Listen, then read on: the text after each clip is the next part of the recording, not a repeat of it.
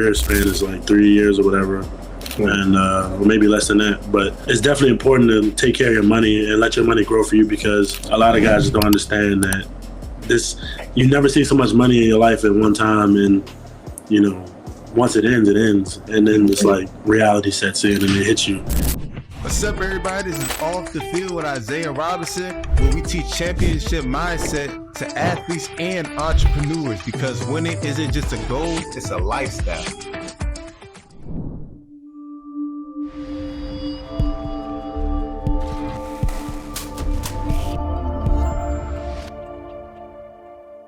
So today's special guest, we got Spencer Anderson, O-lineman for the Pittsburgh Steelers. How you doing today, bro? I'm doing good. I can't complain. Happy to be here. Excited to, chop it up with you. So getting into it, let's talk about your story. You grew up in Maryland, went to McNamara, and then went to UMD, and then made it to the league. So talk to me about your story. You know what I'm saying? I went from Bowie, Maryland, went to McNamara, played South Bowie growing up for all my hometown guys. Played for South Bowie. Went to McNamara, it's kind of, I came in as like freshman, like 6'3", 185-ish, you know what I'm saying? Played freshman, I played JV actually. I played JV. And then my sophomore year, I started playing varsity. I got the black guys like Chase Young, Shane Simmons at the time, a bunch of guys, whatever. Keandre, one of my teammates from Maryland, my college roommate, Ty Baylor, Josh Pascal, all those guys. And, just blocking them, got me my offers. My first offer was Kentucky, so I'm like, man, I'm out. Like, I ain't staying home, whatever. And I finally made the decision to stay in Maryland, because at the time it was like a DMV to UMD kind of thing. So I kind of just made a decision to go to Maryland, and redshirted my first year, then spent the next 4 years there. And got drafted to Pittsburgh and been on the up ever since. So that's the whole reason why you went to Maryland, because being from Maryland, a lot of guys really don't stay home and stuff. It was that 2016 year? It started like that 2016 year, because the class before me was like Ant Mac, like Lolo, all of those guys. So, at that time it was like a big thing. And then once my graduating class 2018, once that came around, I was like, do I want to leave home or do I want to stay? So I ended up staying, and then it worked out for the better.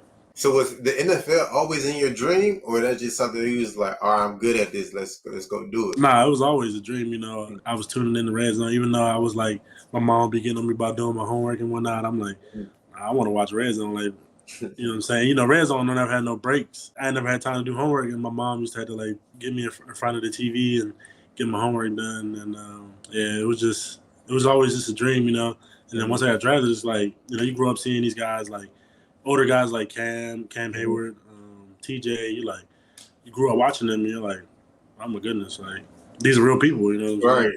You see them every day, and it's just amazing. And obviously, Coach Tomlin is who he is as well. So, just being around such a great coach. So, life at McNamara, y'all wasn't always the best team in y'all conference, because y'all competed in a great conference. So, how was that? Like, y'all had talent, but there was just so much y'all could do, type thing. Nah, it was cool. Everybody asked me, like, why'd you go to McNamara? And I tell everybody the same answer all the time. It was the fries. The fries was good when I shadowed. Because my shadow visitor was probably one of the worst ones I had. Gonzaga, DeMatha, St. John's, and Good Counsel.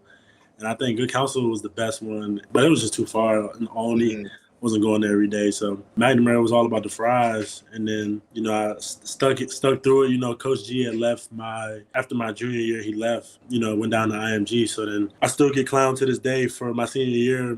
Coach G was trying to get me to come down to IMG with him, and, a bunch of places like St. Francis. Coach Masai, I believe is his name, was trying to recruit me to come to St. Francis, but I stuck with it, stayed with Mac, and, I still get clowned for it to this day, but we were 0-12 my senior year. But you got to take the crooked with the straights. I feel it. I'm about to say, I got to try them fries down, man. There's got to be some special fries they got there over at Mac. Yeah, I was, I could have been on top of the world at IMG or St. Francis, but those guys already. I don't want to be in the big pool of everybody. Everybody. He went to St. Francis. He went to IMG. He went to St. John's.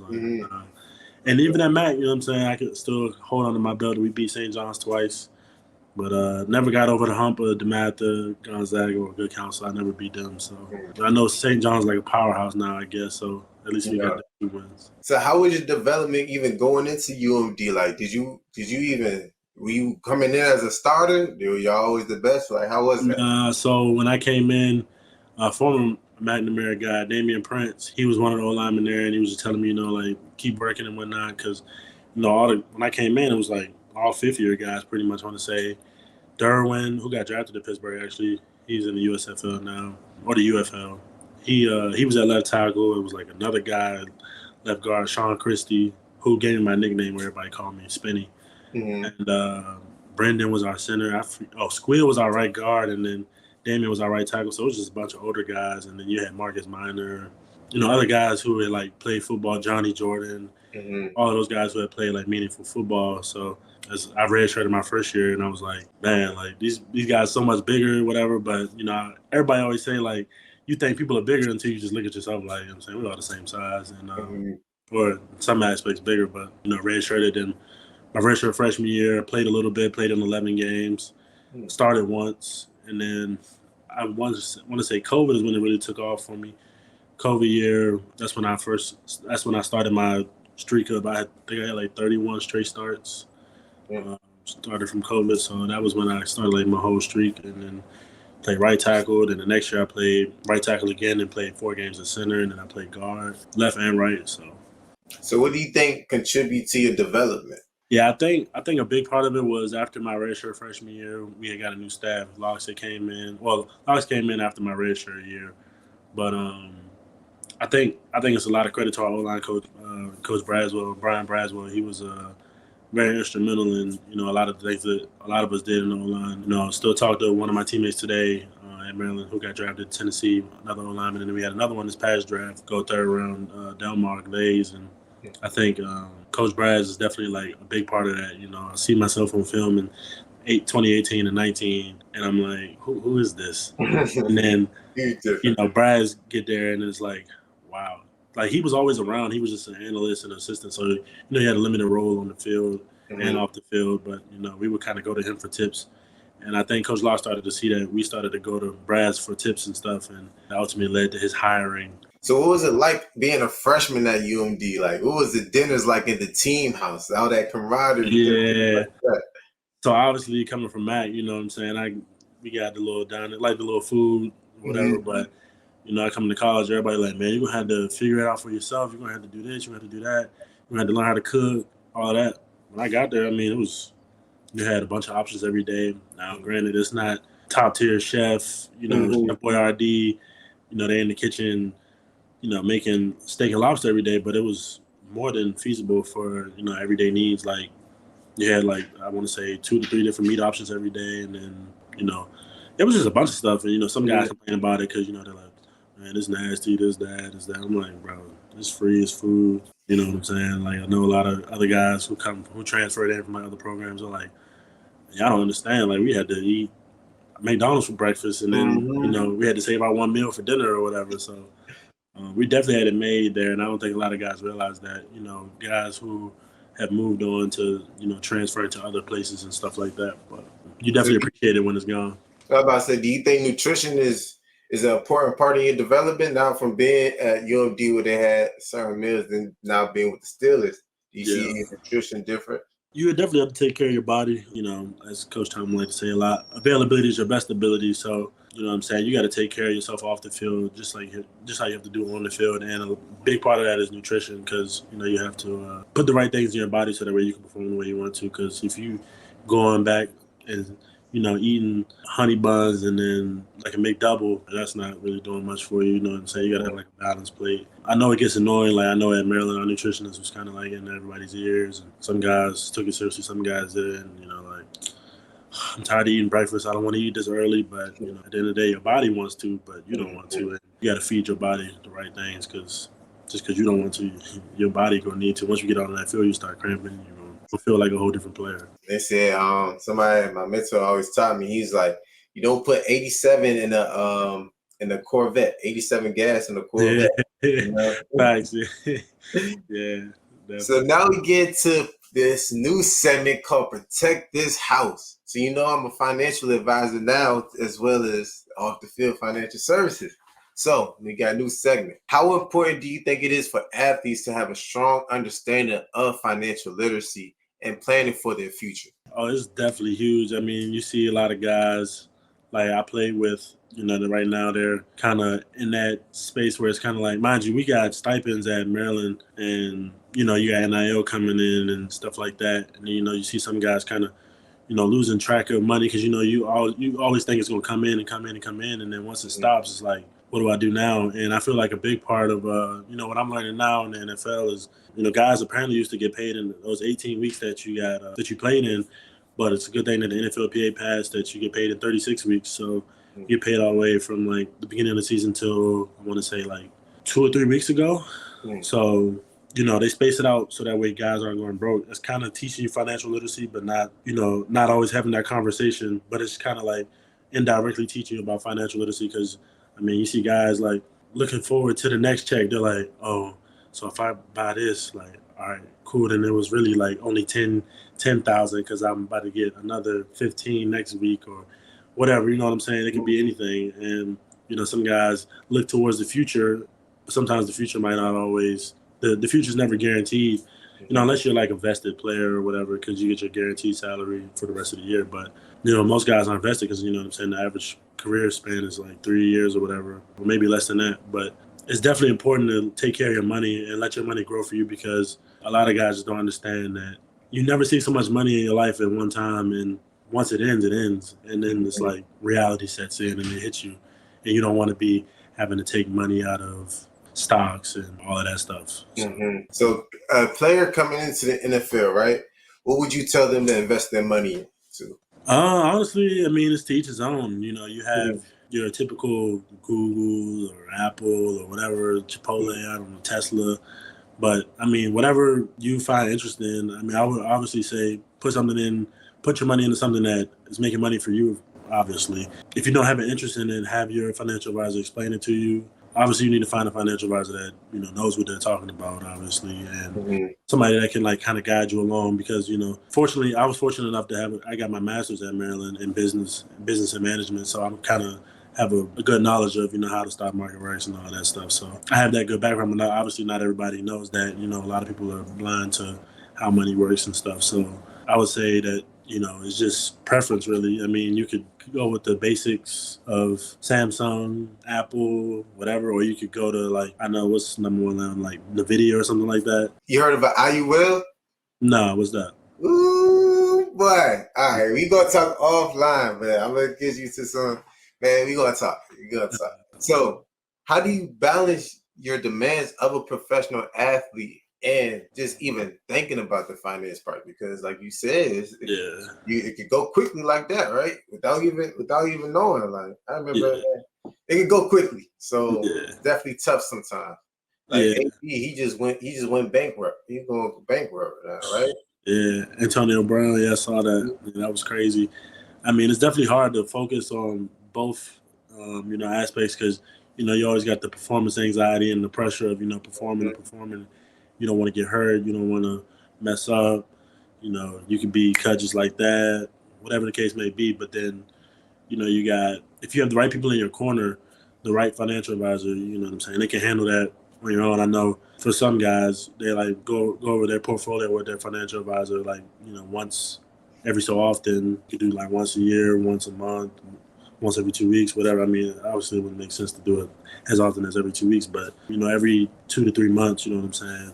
It's definitely good to have people in your corner because we got a lot on our plates and, some guys make the somewhat wise decision. I mean, depending on your financial situation, personal assistance and stuff like that, you know what I'm saying? Typical day is like 8 to 3 o'clock, maybe 8 to 2 o'clock, and you're doing what for the rest of the day? Treatment and stuff. While you getting treatment or cold tubbing, hot tubbing, whatever the case may be, you could easily be, figuring out what you got to do for the rest of the day or figuring this and that out. So it's just like college, honestly, finding that work, school life balance. Definitely. Now you're just on your own. It's not like college is a little bit more structured because they tell you do this, do this, do this, do that. Now you got to tell yourself do this, do this, do this, do that. Yeah, you definitely fall victim to some of those things. Like when I first got here, after mandatory minicamp, I go back home and I'm just like, so we got OTAs on Tuesday. Like, what do I do now?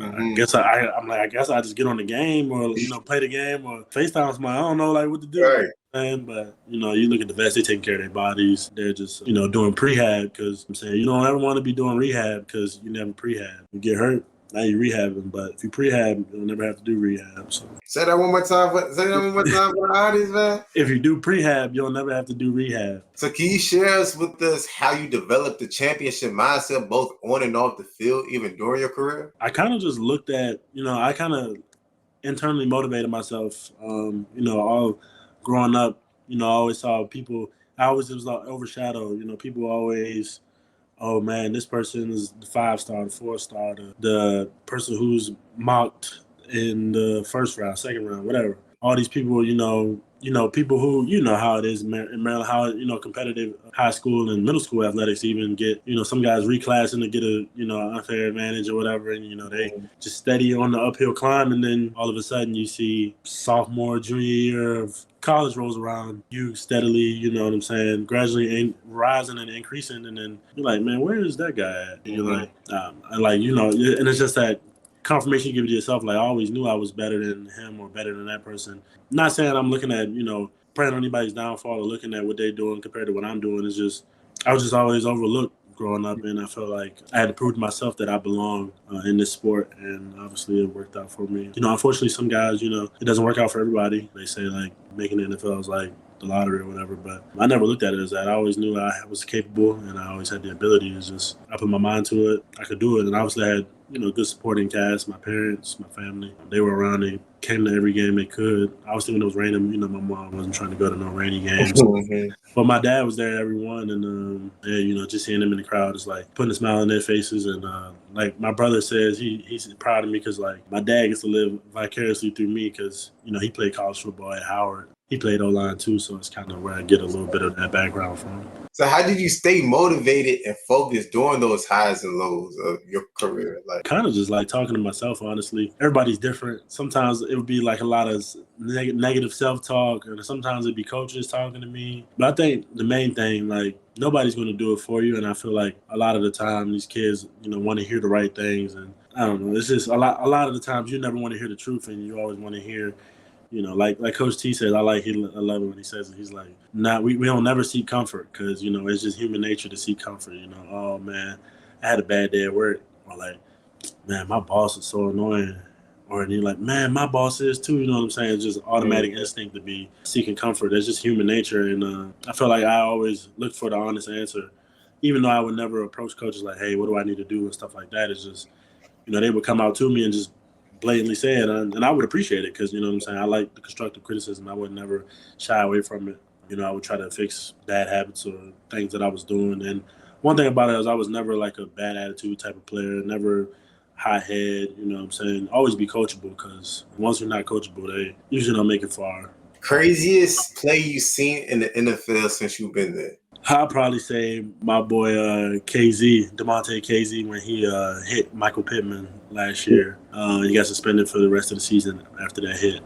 For real? Yeah, it was like week 14 or 15, I want to say. He got suspended for the rest of the season. He lit Michael Pittman up. It was bad. It was like a over-the-shoulder ball, and he didn't see him coming, and then KZ lit it. It sounded like a car accident on the field because it was right on the sideline. The defense was on the field, so we just standing there, and all you hear is sounded like a car crash, and immediately, like, everybody went like, oh my goodness, like everybody dropped to a knee because it looked bad, but he got up from it, and it was good, but that's definitely the craziest thing I've seen.